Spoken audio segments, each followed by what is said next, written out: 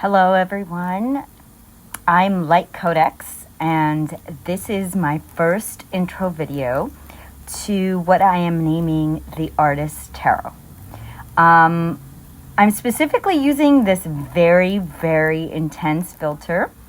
I don't look anything like this. It is as more of a preservation, privacy boundary experiment, if you will, while I get comfortable on this platform and really just engaging with an audience in a more genuine, authentic way that I know that I can, but that maybe sometimes I get a little self-conscious because do I have to be always on? Thank God for filters. Now, the Artist Tarot, take one.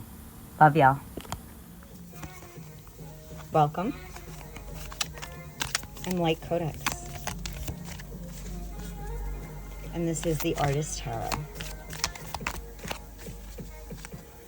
For this first initiatory dive, deep initiation, I am using 2 oracle decks. One is called the Elemental Source, and the other one is called Dreams of Gaia. This one is the Elemental Source. I will link below. So to start us off, the Initiatory Elemental Oracle. I just cut it. And I'm going to do a 3-card past, present, future as my initiatory read. Past, present, future. And I am putting 1 card in our pocket of, I guess I'll call it SOS. So we have 3. I'm going to shuffle the Dreams of Gaia to have them sort of prepared in anticipation. It's a beautiful deck. It's just gorgeous. Again, definitely going to put descriptions of all of these decks. And I'm choosing not to really, start with the traditional tarot decks. I've decided that the Artist Tarot is going to be more allowing this intuitive energy that has more to do with imagery and color. And thank you for that music. That's a song that I'm currently working on. That's the beat. It's called Heaven is a Place That's Still Unknown. And for our first Dreams of Gaia card, I have this one sort of in between the present and the future. And I'm still getting familiar with these cards, so we shall most definitely be learning together. Also a terrible shuffler, but here we go. I like to say that my art history focus in school was very much helped me. It's what helped me sort of like anchor whatever desire I was having with tarot. And yeah, so here we go. Oh yeah. Okay, so I'm going to start with the Elemental Source because it's a very, very like foundational set of color palette. Just the color palette in itself is much more earth-based. And we'll start with the present, or I should say past. Sorry, I started this as the past, present, future. Past. We have momentum. The person depicted, the human depicted in here looks almost like a doll. Like if you, I don't know if you could see sort of the strangeness of where the shoulder meets the arm. That to me resembles a doll and sorry, my nails are so checked up. The artist nails. Yeah, I've been painting and playing with clay. So first initial thing, Little Mermaid. I don't know. The red hair. We have this glowing ocean coming from the heart, and it's almost like they're on a beach setting. So this momentum, this like drive towards, it says your choices are pushing you forward. So if I'm starting this as an initiatory project, and I had no specific query other than this is the initiatory reading to this journey, the Artist Tarot, the artist's way. In the past, there has been a lot of movement from one thing to the next, to the next, to the next, and we all know that threads and dots connect if we continue. The thing is all about continuing, and this like, you know, it says core, the core of it being transition and being comfortable in transition. And I know that for a lot of people, the newer generation is very, very comfortable in this like transitory mercurial movement that has more to do with feeling the vibe of any given situation, any room, any interaction with a person. So that momentum, and we see this like glorious intuitive like heart and solar plexus chakra combination that is just exuding energy and power, and you see it in the eyes as well, the same glow. In the past, things may have required a lot of force to spring forth, a lot of motion, a lot of like, I'm here, I'm there, I'm everywhere, I am all hands on deck. Whereas in the present, and go back to these earth tones, so this is it's giving me a little bit like there's still some like water, some optimism in the past energy, but that it was very, very like fleeting to the point where transition in order to gain traction was the norm. So I'm doing this as a general energetic reading, and if we're talking about humanity and our communication skills and how we are moving on this planet, I feel like this past energy is very, very, that makes sense in terms of what past systems could have been relying on. Momentum, kinetic energy, this energy that is very material.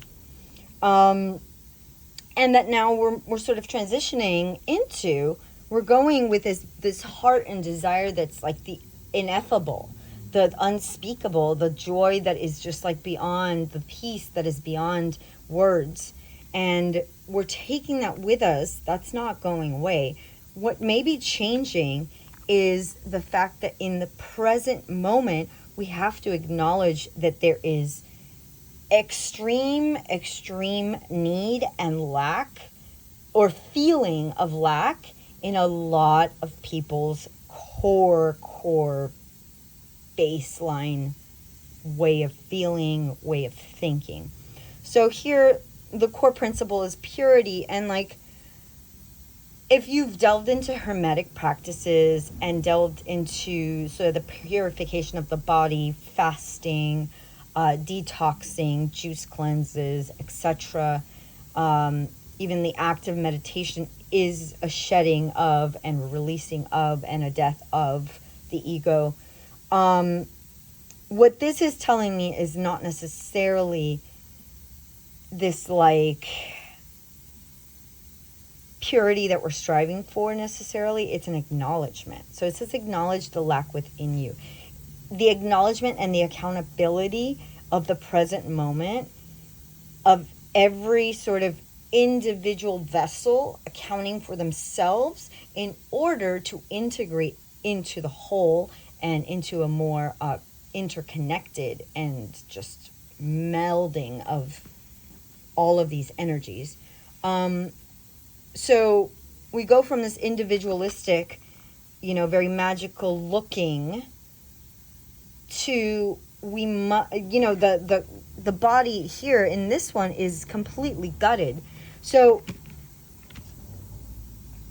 it seems like a dire shift, but I feel like it's more like we're moving in some sort of like unknown realm, to where this existence is what a lot of people are still in what we're calling the 3D realm. I am not crazy about that, but a more material dense realm of existence, and acknowledging that we have to stop thinking that purity is found in sort of this lack and scarcity and anti-materialist value system.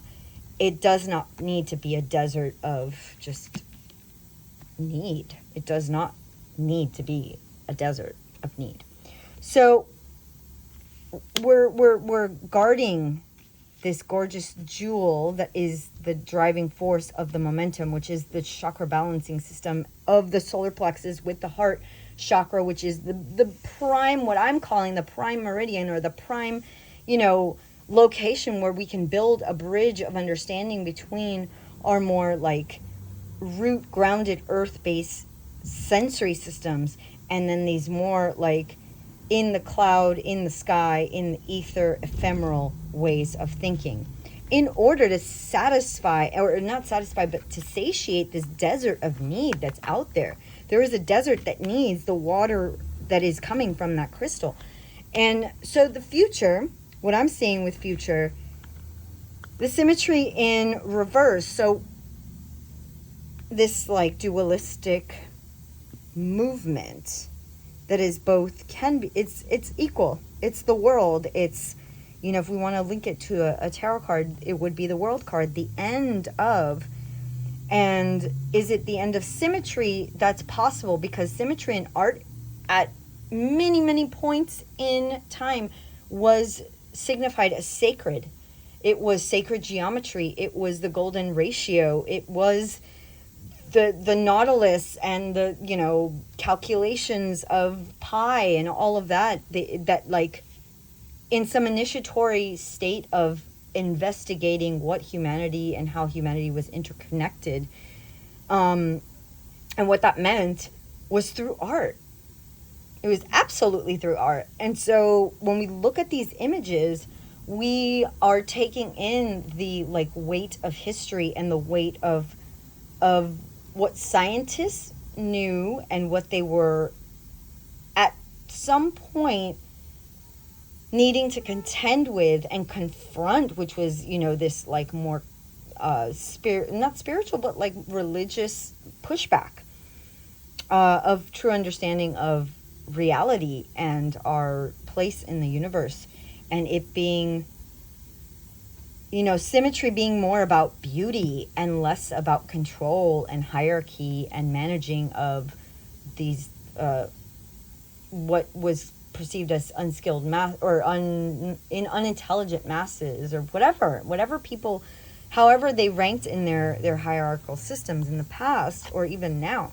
So I just want to turn it over to look at the descriptor here. It says there is always a third way. 111%, we want to put those numbers out there and say there's always a third way. And this third way is this contemplation of beauty, this like blind love for how nature can come and create something beautiful out of the pain and heartache of all of these thorns that are like wrapping the entire body. And now we're talking about, if this at any point represented the like hermitage, this like hierophant, fantasy, or like, an artist that goes into seclusion, goes into residency, or what have you. But like at this moment, it's more of like a 911. Like how I'm feeling it is a 911. It's this depletion of like this inner core spark. So like the reinitiation, if we feel gutted like this in the present, if there's a collective gutting, we need to remember that deep in us lies this beautiful momentum that can then guide us, after contemplation, after a little bit of discipline. You don't need to go into the most severe pain to experience the most severe or enlightenment. You just, and I say this as someone who has a very, very difficult time maintaining a discipline, because I am a multidisciplinarian by nature. I can make visual art, I can make musical audio art, I can make collages, I can paint, but truly understanding. Okay, so sorry, I had to basically move my setup because it got really warm. So I want to have sort of the best way to show you these cards. So it might get a little wonky. This is my first crack at it. And I don't want to hold myself without grace, if that makes any sense. So we'll just investigate each card separately. So what I was mentioning earlier, just like the acknowledgement of need in the world, right? The acknowledgement of understanding that not everyone in the world knows that they have this beautiful light inside of them, just waiting to help them move towards their destiny. That it's something that can feel buried, can feel out of reach, can feel like sometimes we are parched for the waters of understanding and just don't seem to find them. But what I want to clarify, and I will clarify this with the two cards that I pulled, is how we get from past to present, how we can deliver this energy and really manifest it in our present need. And once that energy has been shifted with the card that will bring clarification, that then opens the way for the symmetry to fall in line and restore itself in our lives, and we find that third path. Because really what it says, if you look at the arms of the person here, this arm technically is free, this arm technically is leaning towards the beauty, this technically can be free too, and the only really attached, these two sides could be said to be attached to whatever it is. So this could be something you've put discipline, time, effort, and focus into, but it takes a lot of work. It takes a lot of strenuous, just day in, day out, kind of accountability for it. It could be a new workout regimen, a new dietary regimen, just something that's really going to challenge you. And then this contemplation of beauty is more this the spiritual yumminess that we can feel when we're in these states of grueling, intense discipline, and maybe the dark night of the soul, and maybe all these emotional upheavals that could be happening because you are putting yourself to the test. And that out here, these two limbs can represent ways out. These two limbs here. And as soon as you start playing with that, you will reach the symmetry you need in your life. I want to read, it says, there is always a third way, subtric dissonance. So subtric the subtext is dissonance. So there is some there is beauty, but there is also pain. Here the subtric would be the motion. There's motion, but there's stagnancy in maybe immaturity or lack of confidence, or someone who starts off on a sandy foundation is not fully 100% in their power yet. And then here, feeling like we've tried to put these building blocks together and we're just so exhausted, we're so drained, the day-to-day has just taken a huge toll. So what message are we getting? And from the Dreams of Gaia Oracle, I get this beautiful 10 of water. And I'm going to be using their interpretive book, because I feel like I want to give it a chance. I want to give their imagery and their explanations a bit of a chance.